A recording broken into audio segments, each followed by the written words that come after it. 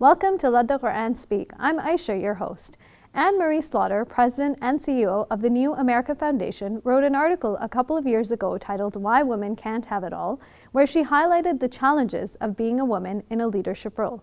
Well, today, you're about to meet someone who rises to the challenge. Shahina Siddiqui is President and Executive Director of the Islamic Social Services Association. She is also a senior national board member with the National Council of Canadian Muslims.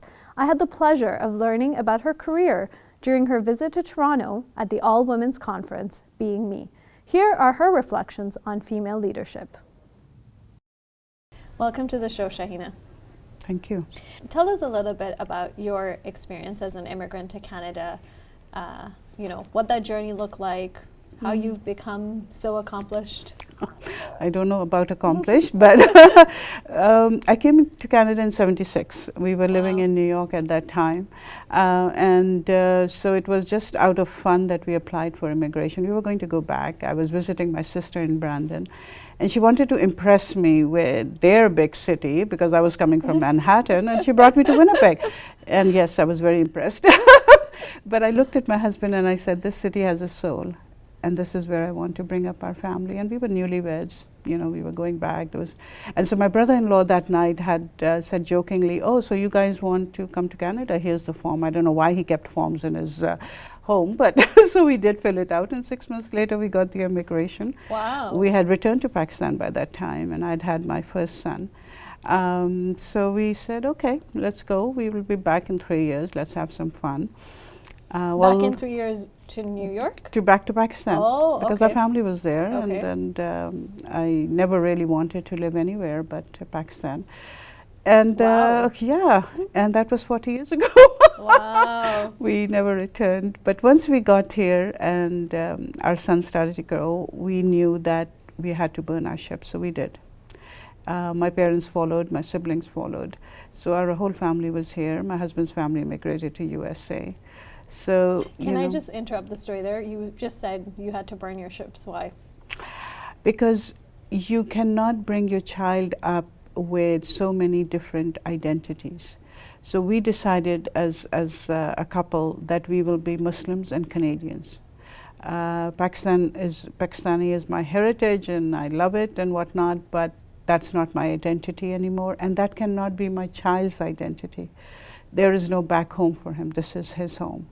And that gave us a lot of confidence, actually, to bring, because, everything Pakistani is not Islamic.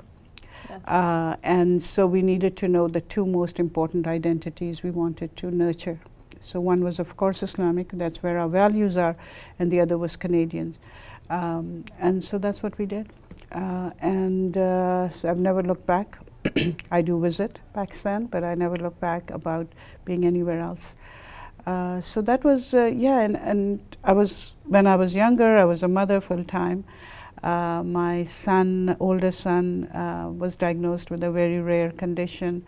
So we were looking after him all the time. And when he passed away, I realized there were not many services for families with children with special needs, or even funeral services. We had to struggle on our own for that. Community was new. There was nothing organized in that area. And so I made a commitment to myself, and I asked Allah that give me the ability to do something that no other family has to go through this. And alhamdulillah, praise be to Allah, He helped us. And so we established, I was working mostly volunteering, and I'm still volunteering with various Muslim organizations, both nationally and locally, in whatever capacity I could help. People were drawn to me. They would come to me with their problems and issues, and I realized God had given me this gift, so it had to be nurtured. And so in 1999, 4 women got together at ISNA convention in St. Louis. 3 of them were professionals and PhDs in social work and counseling. I was the only layperson. And I said, girls, we have to do this. And we did. So we established Islamic Social Services Association, both USA and Canada. And as stupid as I am, I took on the responsibility of being executive director of both USA and Canada. That's before I had seen the map. Yeah, and for better late than never, right? yeah, exactly. But in 3 years, we had an amicable divorce because it was just impossible. Sometimes for you just gotta say goodbye and let go, right? Exactly, Yeah. exactly. So we did, and now we are ISA USA and we are ISA Canada. And then we had 5 international conferences on Islamic, social service needs of Muslims, which were very successful. And then we decided that was enough with conferences, and we had to start training and teaching and so forth. And so yeah, ISA has since grown into this huge organization that is doing so much other work. Yeah. What we realized very quickly, right after 9/11, that we could not focus on social work from a very micro level. Ours was a macro level, so it was community development. And so then we got involved in, I was a freelance writer, I was writing already, to get involved with the media, to get involved in other issues. And so it just became, it's not a traditional social services organization. We do the traditional as well, but it's become a lot more than I had ever envisioned it to be. And that's God's plan, right? Things move according to His plan. So this is where we are now. Wow, I don't know where to start because I have so many questions, because your story is full of, just in terms of all that you've done. Was it a constant decision for you that, we need female leadership within the Muslim community to start taking a stand? Because you mentioned you got together, and I find that very interesting that you said, you brought 4 girls together and said that, let's start this. But obviously your organization has both men and women, Muslim and non-Muslim. What role do women have to play within that conversation? Traditionally, women are the ones who are involved in social services and social work. Go to any social work conference, you will see majority of women here. We have token men here and there. So that's a tradition anyway. But I think women leadership, I come from a family that has a lot of women leadership. So we were brought up to not be thinking of ourselves any less than men. So yes, and is that the Islamic perspective? Absolutely, right? People have this idea that Muslim women are oppressed, repressed, suppressed, and depressed, right? So every ESSED you word can in the think book, of, right? right? And so you have to show by example that that's not the case, for example, and be out there. But the other thing is, female bring a perspective. Yes. Right? And if you have only female-dominated or only male-dominated communities, matriarch or patriarch, you will have that imbalance, right? And the Quran speaks of neither a matriarch or patriarch. It talks about God-centered community, right? That everybody is worshipping the one Creator. So that oneness of the Creator is the oneness of the community. So there's no competition between men and women. We are all working together. So to me, I mean, what do you mean I can't do it? Right? And the worst thing you can do is tell me I can't do it, because then I will do it. Exactly. And that's very typical of Muslim women. Yes. Even at the Senate that we were talking about in the earlier show, one of the senators, a woman senator, came to me and she said, "Is it really hard for you to be heard in your community and people coming to me?" And I said, "Are you kidding me?" Right? And then I said, "But it must be hard for you as a female senator. I mean, the glass ceiling and all." She says, "No, I don't let it bother me." I said, "Neither do I." And then she went on to say, "But where are you from?" And I said, "I was born in Pakistan." She said, Pakistani women, they're really strong. But I think with Malala and all, people have this idea. But I think Muslim women in general are very strong.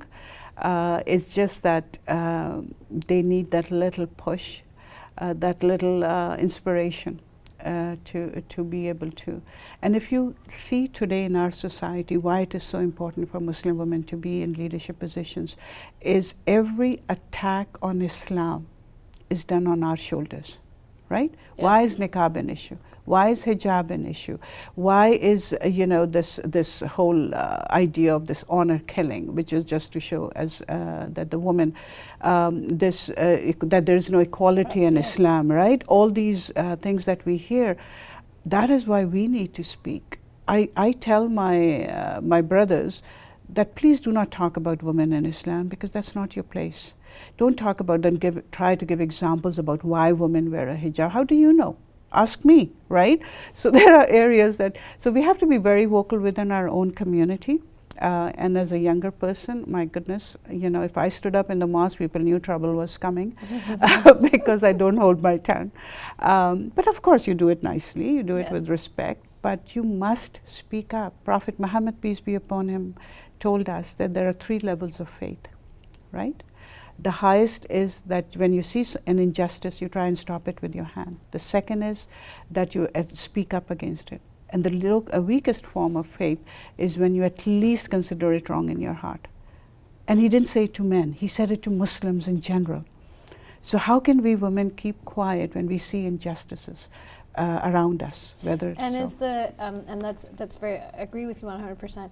Is there also a conversation that I think that I personally see, and I wanted to get your thoughts on it, about you know, within the Muslim community, a lot of the times I find even when female leadership, we often take it only in female issues, like Muslim specific issues. What I guess, how, just to wrap up the discussion, how do you see young Muslim women and Muslim women in general playing a role in broader issues? Because as you mentioned in the Quran, it doesn't say injustice that are done against Muslims, right? It's injustice in general. So how can we, I guess, foster that conversation and also work with the broader community? We have to. I mean, when I say community, I'm talking about Canada. And if I have to specify, then I'll say Muslim community, right? And it always has to be a we conversation. The mistake that we sometimes make when we are out there, we think we are only representing Islam because of this piece of cloth on my head. No, I'm representing Canada. I'm representing human values. I'm representing justice.